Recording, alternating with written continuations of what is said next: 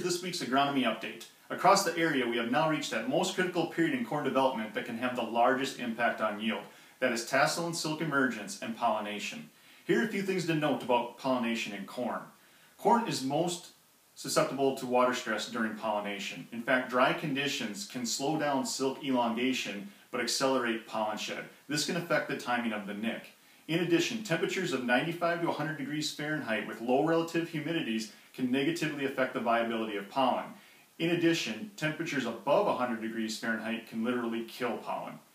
Each tassel produces 2 to 5 million pollen grains, and pollen shed usually begins 2 to 3 days before silk emergence.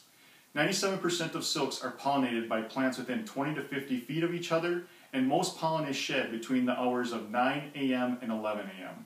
If you are considering a foliar fungicide application in corn, it is important that the whole field be at the VT stage, that is, all tassels fully emerged out of the whorl across the field. If you spray too early before the VT stage, you do have the chance of risking crop injury, and that could result in arrested ear development. And the ears look like compacted, blunt ears that can obviously negatively affect the yield of the crop. One positive observation I have made in most cornfields is really good brace root development. That should help in standability now and later on in the growing season. On the insect side, be scouting for corn rootworm beetles as they will soon be emerging. Make sure that they are not clipping silks and affecting pollination. On the disease side in soybeans, we have had some confirmed samples come back for Pythium, damping off, Phytophthora, and Rhizoctonia.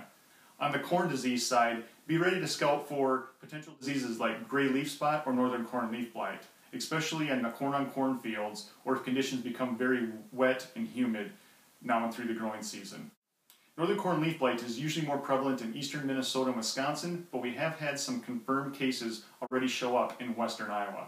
For additional scouting opportunities throughout the growing season, I encourage you to refer to the corn and soybean insect and disease scouting calendar guides at the end of this video. That's all for this week. Please reference the following links or contact your local Pioneer sales professional for more information.